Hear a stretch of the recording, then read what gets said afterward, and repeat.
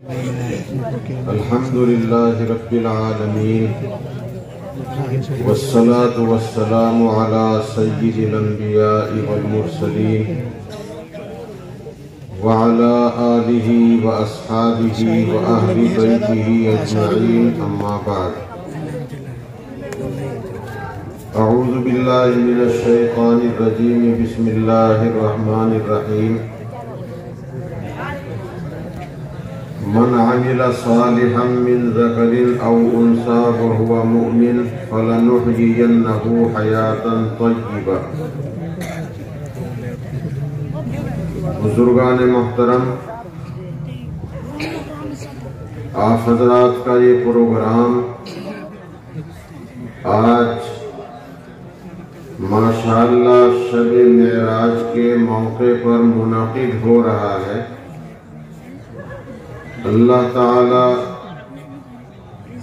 اپنی بارگاہ میں قبول فرمائے۔ آمین۔ مہمان مکرم حضرت مولانا مفتی ابو جندل صاحب مقدس ذلہ نے معراج کے تعلق سے بہت کچھ باتیں ہمارے سامنے رکھی ہیں۔ ہو سکتا ہے اسی نسبت سے کہ آج کی رات کو تاریخ میں شب معراج کہا جاتا ہے۔ محمد الرسول اللہ صلی اللہ علیہ وسلم فرش سے یعنی زمین سے عرش تک اور عرش کے بھی اوپر اللہ جل شانہ کی بارگاہ تک پہنچے، اسی کو معراج کہتے ہیں۔ اور معراج کی رات کے متعلق زیادہ تر بزرگوں نے لکھا ہے کہ وہ اس مہینے کی 27ویں ہی رات تھی۔ ویسے اس کے خلاف بھی ملتا ہے کہ اور کسی مہینے کی کوئی رات تھی، لیکن زیادہ تر بزرگوں نے لکھا ہے کہ اس مہینے کی یہ آج والی 27ویں ہی رات تھی۔ لیکن شب معراج کا کوئی خاص عمل یہ حدیث میں نہیں ملتا کہ معراج کی رات کا کوئی خاص عمل ہو، اس کی کوئی خاص نماز ہو۔ واٹس ایپ پر موبائلوں میں آج کل ایک مضمون گھوم رہا ہے کہ معراج کی رات کی یہ نفل نماز ہے۔ تو معراج کی رات کی اگر کوئی نفل نماز سنت ہوتی تو حضرت مفتی صاحب ضرور بتاتے، اس لیے کہ وہ حدیث پڑھاتے ہیں، بخاری شریف کا درس دیتے ہیں، ان کی نظر سے حدیث یقیناً کوئی گزرتی کہ شب معراج کے متعلق رسول اللہ صلی اللہ علیہ وسلم نے یہ عمل بتایا ہے۔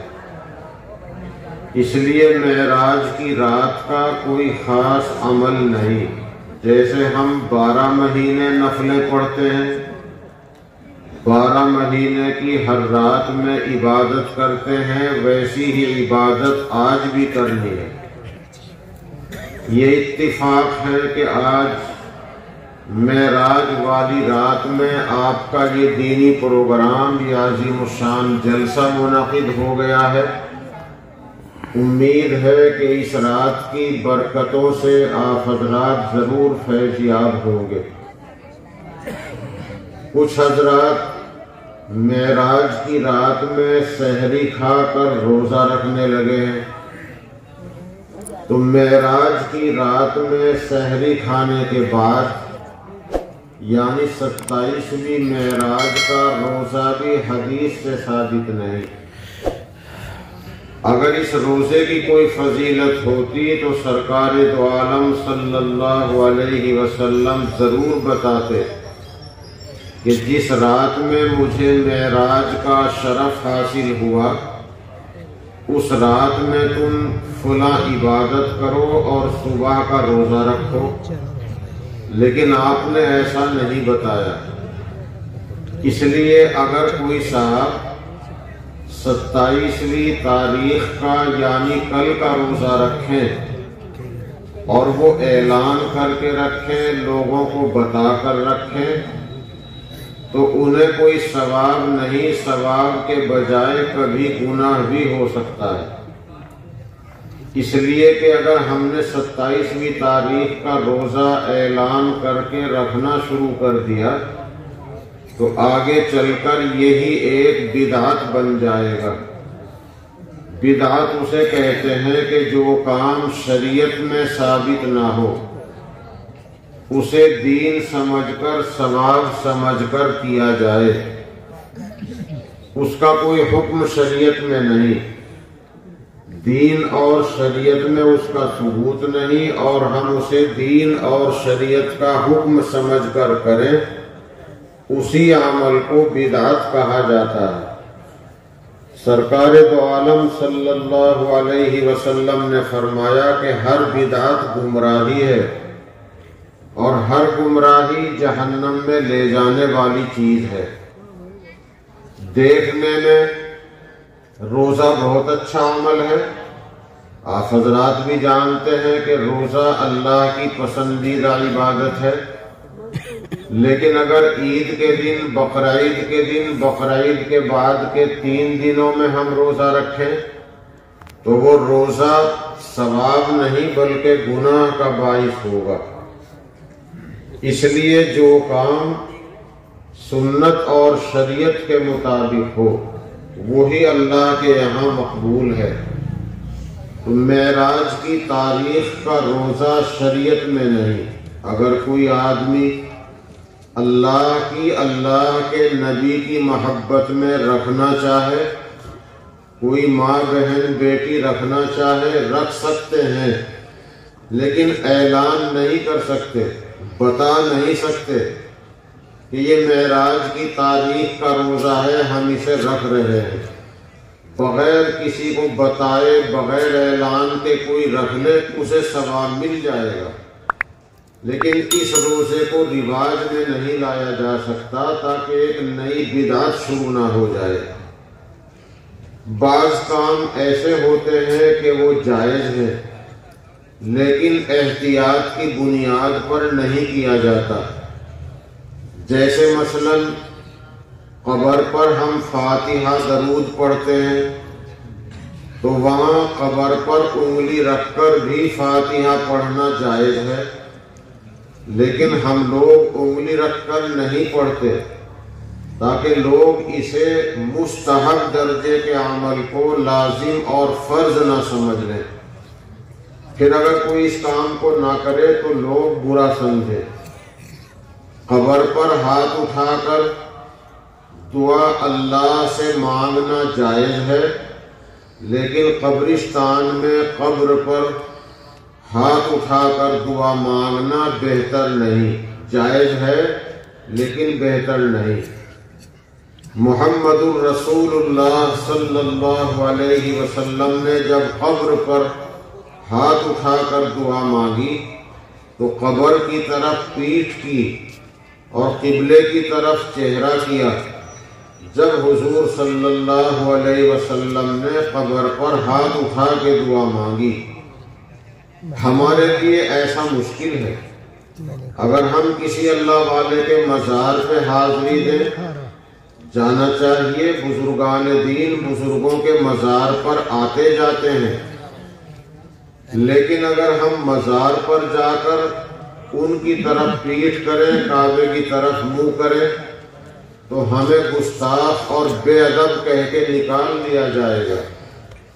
اور سرکار دو عالم صلی اللہ علیہ وسلم نے جب ہاتھ اٹھا کے دعا مانگی تو قبر کی طرف پیٹھ کر کے مانگی، تو اس لیے اگر کوئی اس طرح کرنا چاہے اسے کوئی روک ٹوک نہیں، دعا تو اللہ سے مانگنی ہے، اللہ سے ہاتھ اٹھا کر مانگنے میں کوئی حرج نہیں، اور اللہ بغیر ہاتھ اٹھائے بھی اتنا ہی سنتے ہیں جتنا ہاتھ اٹھا کر سنتے ہیں، اس لیے ہاتھ اٹھائے بغیر دعا مانگی جاتی ہے۔ اس کی ایک وجہ یہ بھی ہے کہ ہم نے دیکھا اللہ والوں کے مزاروں پر بہت سے ہمارے بھائی جان بوجھ کر یا انجانے میں، عقیدہ درست نہیں یا انجانے میں، وہ قبر والوں سے بھی دعا کرتے ہیں، وہ ایسی چیز ان سے بھی مانگتے ہیں جو چیز ان کے قبضے میں نہیں۔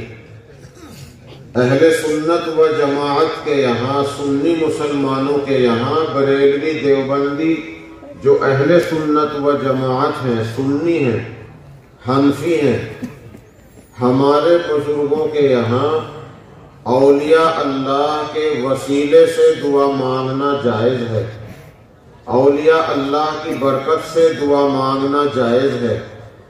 دعا تو اللہ سے مانگنی ہے، اولیاء اللہ کے وسیلے سے مانگ سکتے ہیں۔ جیسے رسول پاک صلی اللہ علیہ وسلم کے پاس ایک صحابی حاضر ہوئے، ان کی آنکھوں میں شکایت تھی، انہوں نے درخواست کی، یا رسول اللہ میری آنکھوں کے لیے دعا کر دیجئے۔ آپ نے فرمایا ادھر کو ہو کر دعا کر، اے اللہ اس نبی کی برکت سے، اس نبی کے واسطے سے میری آنکھوں میں روشنی پیدا فرما۔ ان صحابی نے محمد رسول اللہ صلی اللہ علیہ وسلم کے واسطے سے اللہ سے دعا مانگی، اللہ نے ان کی آنکھوں میں روشنی پیدا کر دی۔ پتہ چلا کہ حضور کے وسیلے سے دعا مانگنا جائز ہے۔ وہاں بھی لوگ منع کرتے ہیں، اور علماء دیوبند یہی فرماتے ہیں کہ نبی کے وسیلے سے دعا مانگنا جائز ہے، اور بزرگوں کے وسیلے سے بھی جائز ہے۔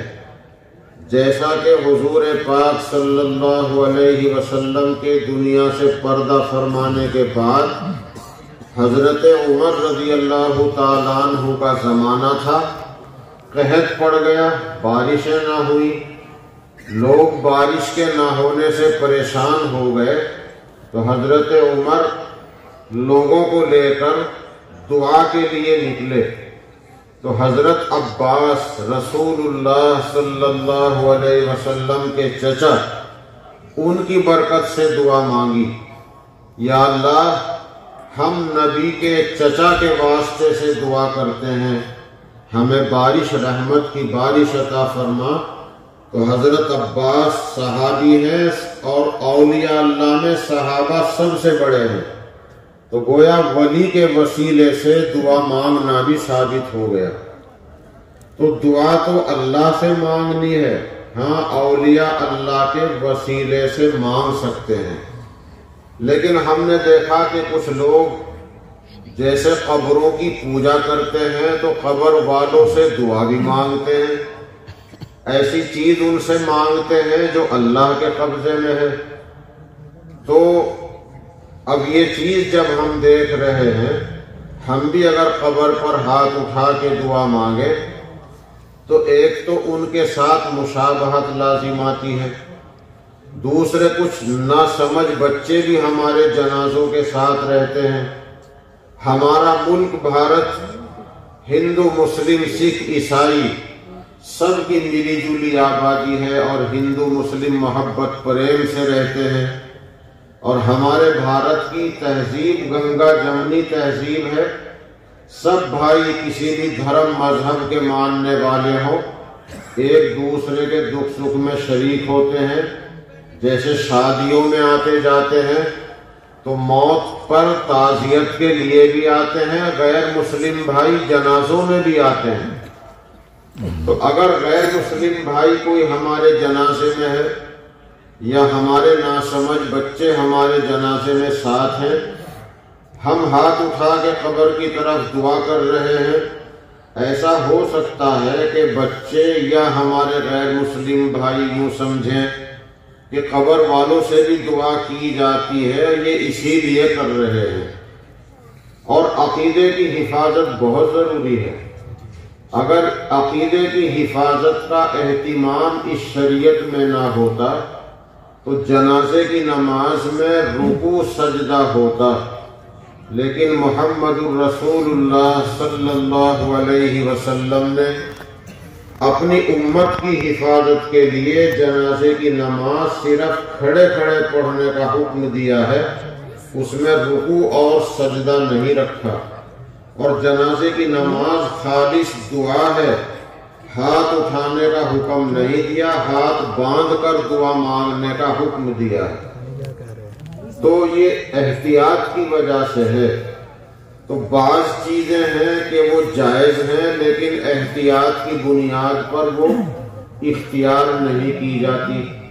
اس لیے میں نے کہا کہ اگر ہم بغیر کسی کو بتائے کل کا روزہ رکھنا چاہے رکھ سکتے ہیں، اعلان کر کے رکھیں گے تو ہم گناہگار ہو سکتے ہیں، کیونکہ ہم ایک نیا کام شروع کر رہے ہیں جو رسول پاک صلی اللہ علیہ وسلم نے نہ کیا، کہ وہ معراج سے آ کر انہوں نے صبح کو روزہ رکھا ہو، نہ بتایا۔ تو اس لیے یہ بات میں نے آج کی رات کی نسبت سے عرض کر دی۔ باقی معراج کے تعلق سے بہت کچھ باتیں معلومات حضرت مفتی صاحب کے بیان سے ہم کو حاصل ہوئی، اسی میں انہوں نے خاص طور پر ہمیں متوجہ کیا کہ ہم اپنی کمائی پر دھیان دیں۔ اس وقت کئی چیزیں ہمارے سماج میں، معاشرے میں اس طرح کی آ رہی ہیں کہ ہم حلال کے بجائے مشتبہ کمائی میں مبتلا ہو گئے۔ ایک تو سرکار کی یوجنائیں اتنی ہیں کہ اتنے روپے جمع کرتے رہو، اتنے روپے جمع کرتے رہو، اتنے سال کے بعد اتنا ملے گا۔ ہم نے جو بینک میں پیسہ جمع کیا ہے ہمارا اتنا ہی ہے جتنا ہم نے جمع کیا۔ جتنا ہم نے جمع کیا اس سے اگر ہم نے فالتو لیا تو وہ ہمارے لیے سود ہے، اور سود کی خرابی حضرت مفتی صاحب نے حدیث کی روشنی میں بتائی۔ ہم جیون بیمہ کرا لیتے ہیں، جیون بیمہ حرام ہے۔ اگر کوئی قانونی مجبوری ہو، کوئی قانونی مجبوری ہے، جیسے مثلا ٹریکٹر کا، کار کا، ٹرک کا بیمہ، موٹر سائیکل کا بیمہ، اس کے بغیر روڈ پر اپنا واہن نہیں چلا سکتے، یہ ہے قانونی مجبوری۔ یا کسی سرکاری ملازم کے لیے کوئی قانونی پیچ پھنس گیا ہے، وہ کسی صحیح عالم دین سے مسئلہ معلوم کرے، لیکن عام حالات میں زندگی کا بیمہ حرام ہے، جائز نہیں۔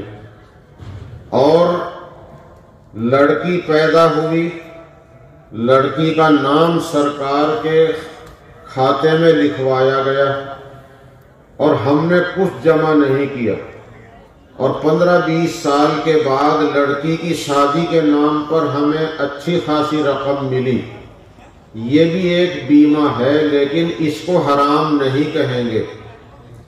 لیکن اگر لڑکی کے نام پر ہم نے کچھ پیسہ جمع کیا ہے، ماں باپ نے 1000-2000 کم یا زیادہ جمع کیے ہیں، 1500 یا کم یا زیادہ جمع کیے ہیں، اب 15-20 سال کے بعد وہ بڑی رقم ہم کو مل رہی ہے، وہ حرام میں اور سود میں داخل ہوگی۔ اور اگر ہمیں کچھ نہیں جمع کرنا پڑا، بس ہم نے تو نام لکھوا دیا، اور ہماری لڑکی کی شادی کے نام پر ہمیں رقم مل رہی ہے، وہ مدد ہے، وہ جائز ہے۔ لیکن پھر سمجھ لیجئے ہم نے کچھ تھوڑا جمع کیا، اس پر ہمیں بڑھ کر مل رہا ہے، وہ بڑھوتری سود ہے۔ اس سے اپنے آپ کو بچانا ہے۔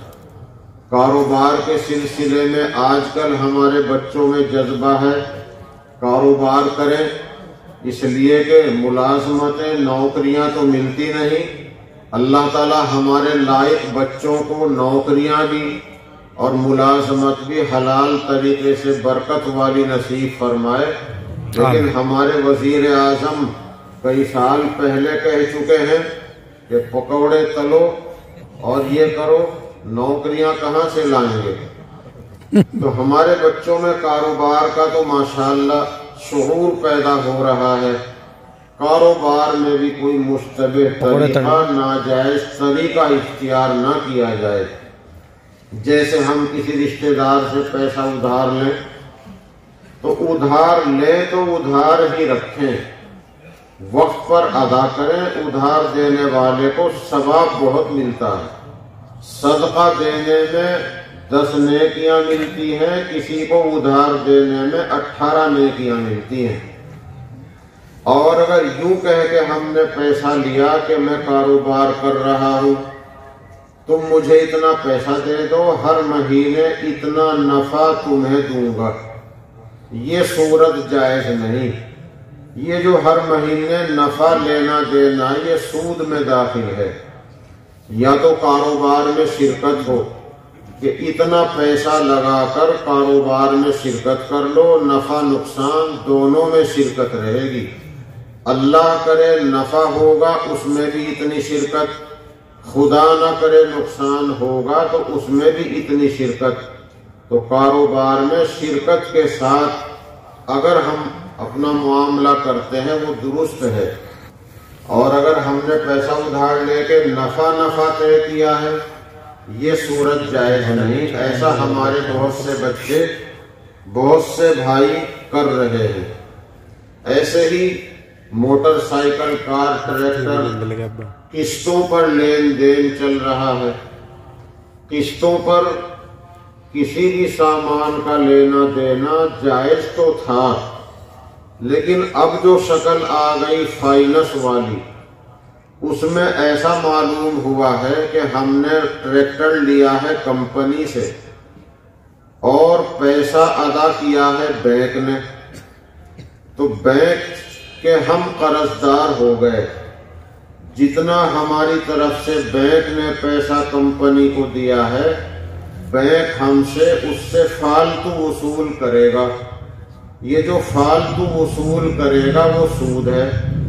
تو فائننس والی صورت جائز نہیں، کیونکہ سود کا اگر لینا گناہ ہے تو دینا بھی گناہ ہے۔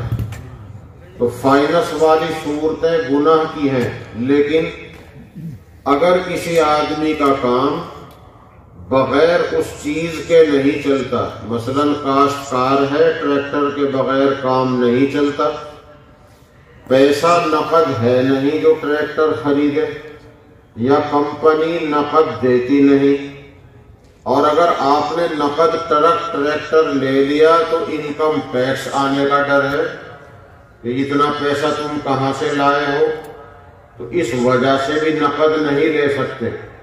اور ٹریکٹر کے بغیر کام نہیں چلتا، نقد پیسہ ہے نہیں، نقد کمپنی نہیں دیتی، یا انکم ٹیکس کا ڈر ہے، اور کوئی رشتہ دار بھی اتنی رقم ادھار نہیں دیتا۔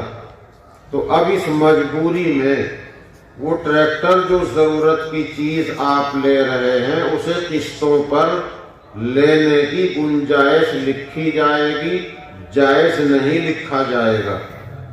اب آپ یہ سمجھیے کہ سخت مجبوری میں گنجائش تو ہوگی، لیکن اس کو کوئی عالم دین جائز نہیں کہے گا، یہ کہے گا مجبوری میں گنجائش ہے۔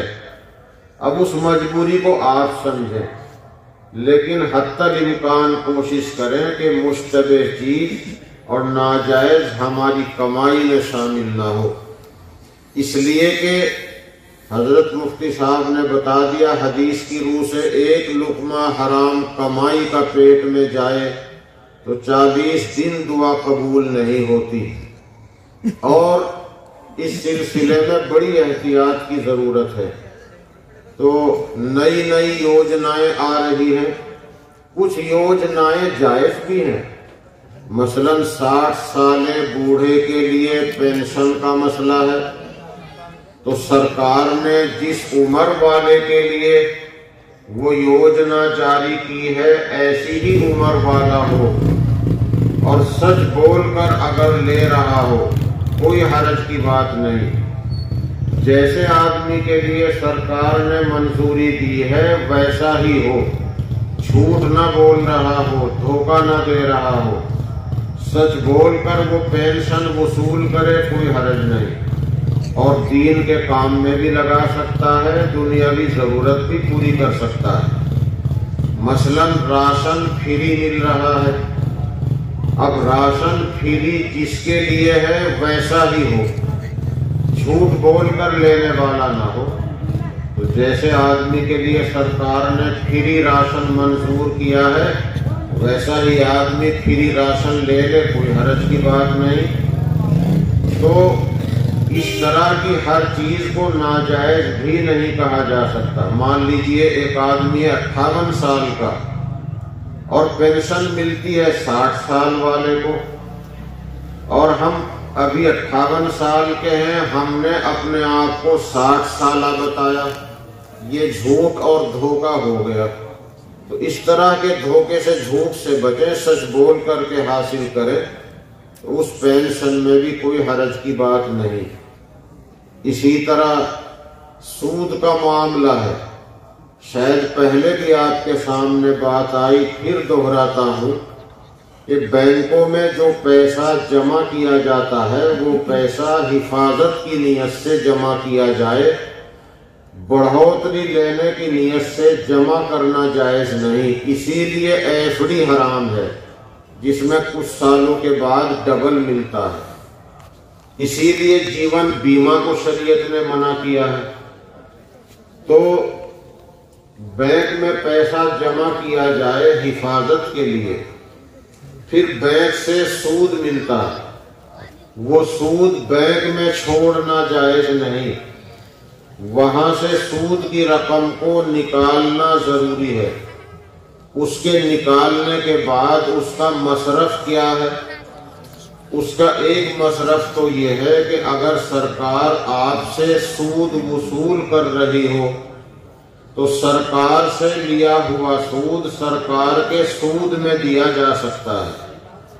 سرکار سے آپ کو سود ملا اور سرکار کا قرضہ آپ کے ذمہ ہے، سرکار آپ سے سود لے رہی ہے، تو سرکار سے ملا ہوا سود سرکار کے سود میں دے سکتے ہیں۔ دوسری بات، سرکار سے سود مجھ کو ملا اور میرا کوئی بھائی ہے، وہ بینک کا قرض مند ہے اور بینک اس سے سود وصول کر رہا ہے، میں اپنے اس سود سے اس کا سود ادا کر کے اس کا پیچھا بھی چھڑا سکتا ہوں، یعنی سرکاری سود اس کے سرکاری سود میں بھی دیا جا سکتا ہے۔ انکم ٹیکس میں دے سکتے ہیں، سیل ٹیکس میں دے سکتے ہیں، جی ایس ٹی میں دے سکتے ہیں، کسٹم اگر لگتا ہے کسٹم میں دے سکتے ہیں۔